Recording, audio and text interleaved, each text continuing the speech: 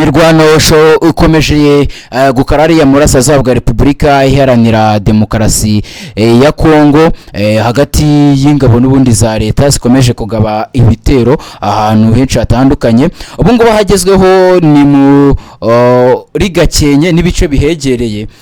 Gakenke rero yaraye yibasiwe n'ibitero bya drone za drone z'intambara zo mu bwoko bwa KT-6. Ibyo naje ngo nkubwire uburyo byari bimeze, kandi ikindi ndaje ndakubwira ko icyiciro cya mbere cy'intwaro Uburundi bwemerewe n'igihugu cy'Ububirigi nacyo cyamaze kuba kigera hano mu gihugu cy'Uburundi. Iyi ni The Quick Times News, ndi Benga Oziana. Ubu icyo usabwa ni ukanda kuri subscribe nimba utarayikora, ubundi nkabikuvira n'imuzingo ukamenya ukuri kwihishe inyuma y'ibitero ndetse n'izi ntwaro ziremereye igihugu cy'Uburundi bahawe n'igihugu cy'Ububirigi. Ndi Benga Oziana, nkuhaye ikaze. Kuri uyu wa gatandatu tariki ya 25 Mata 2026 hagati ya saa 3:15 na saa 6 ingabo z'iburo ry'ubutegetsi bwa Kinshasa zagabye ibitero by'urugomo bitigeze bibaho mu bice bituwe cyane bya Gakenke muri Minembwe nkuko byatangajwe n'umutwe wa AFC 23 mu itangazo ryawo. Iri tangazo rivuga ko ibikorwa byaranzwe no gukoresha indege zitagira piloti za kamikaze, drone za KT-6 n'imbunda ziremereye byerekana ingamba nkana z'iterabwoba zibasira abaturage. Uyu mutwe ukomeza uvuga ko kuva hashyirwa umukono ku itangazo rihuriweho ryo ku itariki ya 17 Mata 2026 i Montreal hagati y'ubutegetsi bwa Kinshasa n'abarwanyi b'ibiro rya AFC 23, ibintu byarushijeho kumera nabi cyane kandi biteye ubwoba. Ubutegetsi bwa Kinshasa bashinzwe gukaza umurego mu bya gisirikare butesha agaciro imbaraga umuryango mpuzamahanga ukomeje gushyira mu gushaka igisubizo cya politike mu makimbirane muri Repubulika Iharanira Demokarasi ya Kongo. Ibi n'ubundi mo biraba nk'uko uyu mutwe bitangaje tariki ya 17 basinye n'amasezerano na leta ya Kinshasa. Ibitero byo birakomeje umunsi ku wundi, ntago buri kwira tutabonye itangazo rya AFC 23. Ari cyo kwibaza, arushobora kwibaza ati se nago bizaba ari ugushaka kwerekana ko ari beza kurusha leta ya Kinshasa. Ubundi nawe agahita yibaza kuki leta ya Kinshasa ikomeje kubikora. Ni mu gihe n'ubundi intumwa za MONUSCO ziri kugenda zikora urugendo hirya no hino ndabagira mu kanya ngundi bwabaye uburyo basuye abarwanyi ba FDLR. Usa kuri ubu ngubu bari babanje gusura leta ya Kinshasa, bahita bajya gusura umutwe witwaje intwaro n'umutwe w'abarwanyi cyangwa se ry'abarwanyi ko babonaga ari umutwe witwaje intwaro zikoresha na AFC 23 bagiye kuganira cyangwa se kubabwira ku byo kubahiriza Gahenge. Ariko AFC 23 yashyize hanze imyanzuro yabo baganiriye baganiriye na leta ya Kinshasa ndetse n'imyanzuro y'ibyavuye byo baganiriye na MONUSCO binyuze mu buyobozi mu cya MONUSCO ariya mu Burasirazuba bwa Repubulika cyangwa se muri Repubulika Iharanira Demokarasi ya Kongo muri rusange, James Swani. Ibi bishatse kuvuga iki? Bishatse kuvuga ko inzira y'ibiganiro bikomeje kugaragara ko idakunda ari mu Burasirazuba bwa Repubulika Iharanira Demokarasi ya Kongo cyangwa se muri Repubulika Iharanira Demokarasi ya Kongo muri rusange, hagati y'abarwanyi ba AFC 23 ndetse n'ibiro ry'abarwanyi ba leta ya Kinshasa.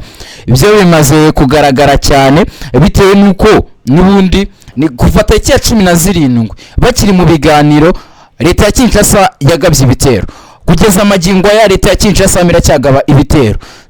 Noneho twabonye ko na leta zunze ubumwe za Amerika zatangiye noneho kubwira leta ya Kinshasa ko igomba kureka ibitero cyangwa se bagomba kwishyira bakizana kwa abaturage baba civile by'umwihariko abo mu bwoko bw'abatutsi, bwo navuga abanyamurenge bakomeje kwicwa ariya mu Burasirazuba bwa Repubulika Iharanira Demokarasi ya Kongo.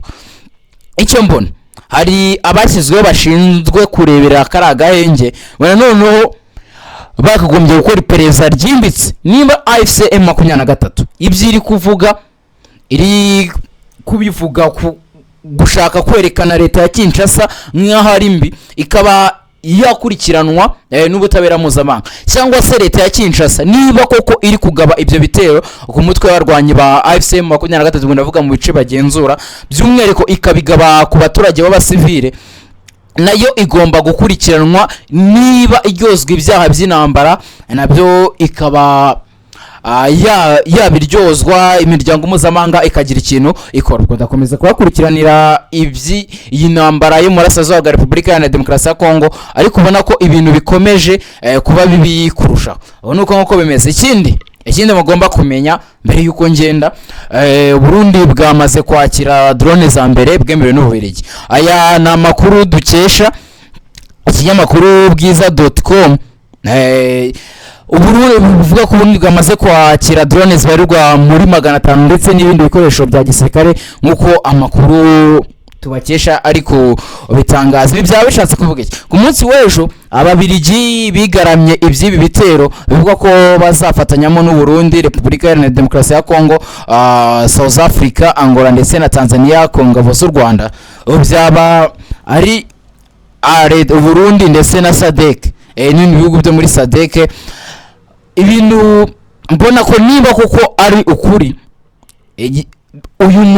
aka karere ka Afurika y'Iburasirazuba cyangwa se akarere k'ibiyaga bigari kaba kagiye kujya mu nkanga, twatugiye kwisanga tumeze nko mu burasirazuba bwo hagati, biriya bice bamo Iran, Syria, Israel, Iraq, biriya bihugu nyine bihora mu ntambara. Natwe ariko twaba tugiye kwisanga tumeze niba intambara ihangayikisha aka karere kose, ndavuga ihanganishije umutwe w'abarwanyi ba AFCM 23 ndetse n'abarwanyi ba leta ya Kinshasa, ndavuga igisirikare cya FARDC n'abandi bafatanya, hakaba itazaho n'indi ntambara noneho y'ibihugu. Uko iyi ntambara uburyo iri kuvugwa, miravuga uburyo izaba irimo ibihugu bitatu byano mu karere, ibihugu bine bari mu Rwanda, kuko u Rwanda rwo rwose rwavuze ko kugira uhungabanye umutekano wabo wowe baguhungabanya. Ndakotinga umukuru w'igihugu cy'u Rwanda yavuze ko abo bifuza guhungabanya umutekano w'u Rwanda bidakunda ko umunyarwanda ntazapfa kabiri, ahubwo bo kujya wica umunyarwanda bo bakwica.